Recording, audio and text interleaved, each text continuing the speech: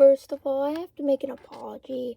I'm not going to post an episode today just because I don't feel like it. But there's only 2 episodes left that I have to make, and I'm thinking of making an epilogue, but I'm not sure.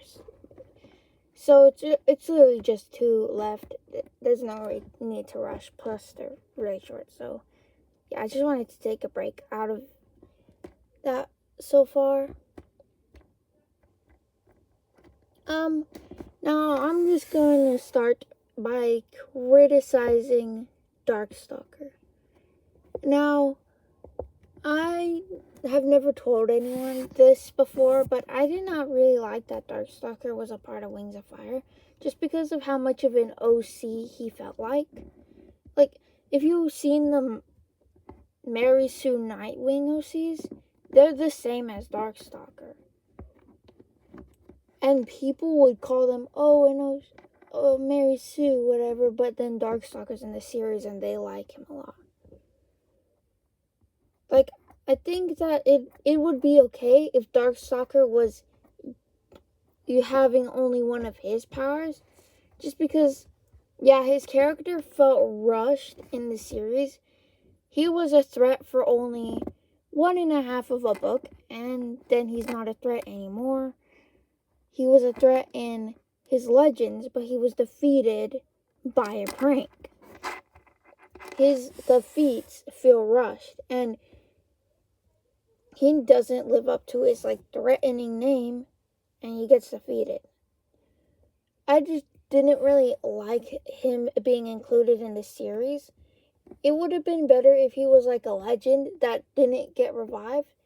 Like a story to just teach the dragon it's not what to not be. And you know how they did Albatross with an enemy trying to not be like him, but then she makes the same mistakes he does and then regrets it. I think they could have done that with Darkstalker, but with Moon or something, where Moon was an animus and then she got told to not be like Darkstalker and then made mistakes. I just think that would have been a better way to make Arc 2, because Arc 2 feels rushed, to be honest. Plus, it feels like a lot of fan service in Arc 2 with all the shipping. Wings of Fire did do shipping with their characters, but the ships made sense. But now they just ship Moon with, they had everyone liking Moon and then having an enemies to lovers relationship with Moon, and it felt too much it's fan service. Arc 2 feels like a fan service fan fiction of if Wings of Fire Arc 1 was the end and Arc 2 was just a fan fiction. Which is why I don't really like it when authors' writings feel like fan fiction. Because it doesn't really feel real. Of course, I liked Arc 2, just not as much as the other arcs, because it felt rushed. And also, they brought up Scarlet just to kill her off, and then bring up a new threat just to kill him off even quicker. And also, the way they handled Darkstalker's personality and maturity was kind of off. He was young when he got into the sleep for 2,000 years. He should still act that way. He shouldn't act like he's 2,000 years old. He should still act like he was mentally a 6-year-old dragonette. And, make mistakes that they do. But since he's so powerful and he's already evil, he would have been more like an immature threat that they have to deal with. Darkstalker just didn't make sense. I liked his story, the story about him, Clearsight, and Fathom. It was cool, it was gripping. Yeah, but he just felt kind of rushed, and Arc 2 felt like a fan fiction. Now, I have a problem with animus magic. You see, when Animus Magic first appeared, the first ever Animus character was an enemy. She was an Animus, and she had a sister that was an Animus, but that sister is dead, and a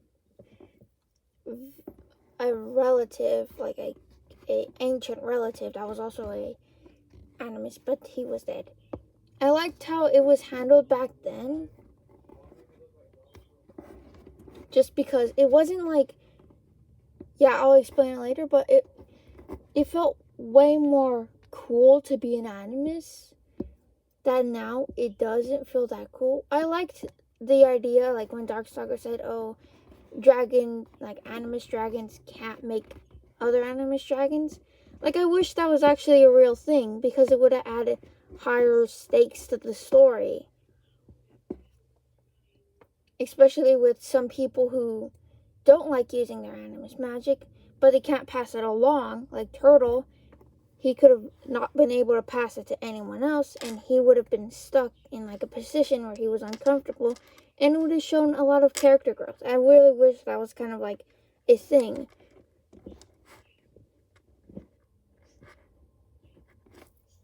But then, after Turtle was there and his whole making an enemy an Animus, that was a very horrible reveal. Like, it did not live up to the character and enemy, and it felt really like an insult. But then again, that's just my opinion, because I really liked the thought of her being naturally an Animus, but I also liked the thought of her not being an Animus, because, to be honest, I like those stories where a powerful character realizes that the power isn't theirs. I like those stories. Those are really cool. But it just felt kind of rushed, the way they handled it. Especially because they make you wait a long time until you read that one chapter in the book where he goes over his childhood and stuff. Well, we're leaving in 5 minutes. Okay. So you're gonna do 5 minutes? Okay.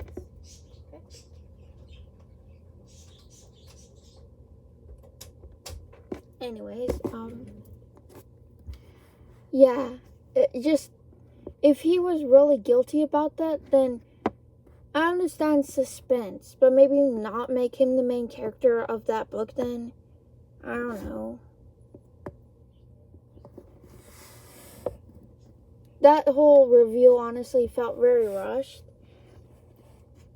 And the fight scene with him and an enemy wasn't as cool. I know that's my favorite part in the whole series, but I wish it was more threatening. I wish an enemy was way more scarier than just like a... I don't understand she's young, but like, if they tried to put her in like a murder role, like they try to make her a murderer, couldn't we have at least made her more mature, more threatening to the plot? I don't really have any problems with that. I just wanted to express like kind of a thing that I wished happened.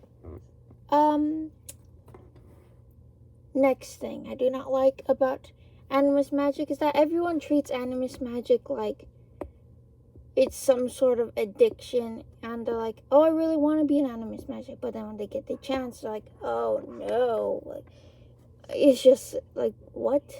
You're giving up the chance to be the most powerful person in the world? Like, that does not make any sense.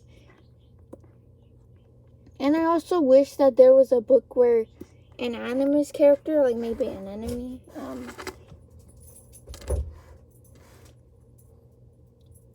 after they got rid of every single Animus magic there is out there, so no one can ever be an Animus ever again. I wish there was an Animus character who was the main character of that book and expressed the grief of losing that power, instead of everyone else just saying, oh, Animus magic is gone. Anyway, that was just some things I wish had happened. I'm not really that upset about it, but now the thing I'm really upset about is Moon getting mischaracterized. In the first book of the second arc, Moon felt really like relatable. She was anxious, scared of being around people, and she had fears really relatable fears of being found out to be a mind reader. And then everyone's like, oh, you're reading my mind, so you know everything, and I don't want to be around you anymore. That's relatable. Like, it was relatable to some extent. But yeah, in her book, I did see kind of like her being a fan service character. But it felt more like Kinkachu was the fan service character, which Kinkachu felt out of character in that book. Like, I understand she's, like, in that setting, it's like a high school setting, so I understand that her romantic feelings are starting to, because that's usually when people feel romantic feelings for each other in, like, high school, so, like, yeah, middle school or high school, so it was understandable for her age right then and there, but we could have had a build-up to that. It just felt really like she's just changed off screen. But that's not one of my biggest concerns. It's just that Moon turned into a shipping machine where she was shipped with enemies to lovers. Oh, she's shipped with Kibble, but then they had an argument, and then they didn't trust each other, but then, oh, they get together because they're really good friends. Or she's shipped with Winter, and Winter was raised to hate her all her life. And then he's like, oh, but now I like her. And then enemies to lovers. The same with the other ships, with every single person in her winglet. That time when they just didn't like her because they figured out she was a mind reader, and then they liked her again, it feels so much like an enemies to lovers ship where she's just caught in the center of it all.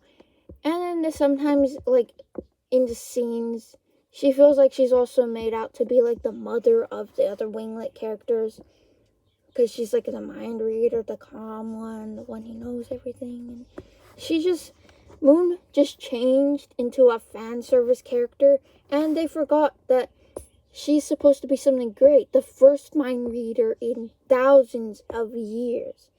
I feel like that was so glossed over. Like, she was supposed to be something cool, and then now she's, like, not anymore. She's just a character to be shipped with other characters. And that would not be wrong, necessarily, but it's the fact that she wasn't supposed to be like that. Like, if she was supposed to be like that... sorry.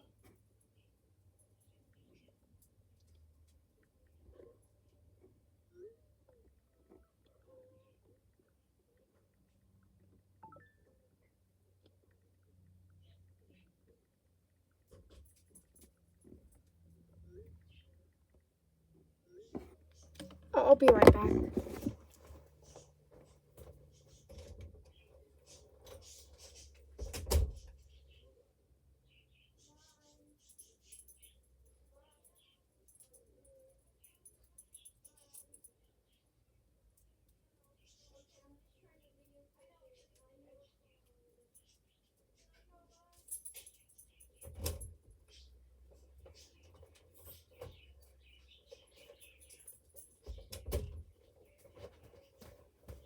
Interruptions.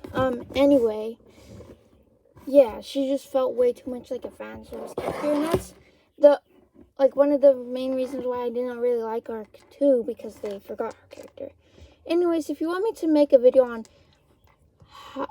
everything about Arc 2 that makes me think that it's a fan fiction, please tell me that down below. Goodbye.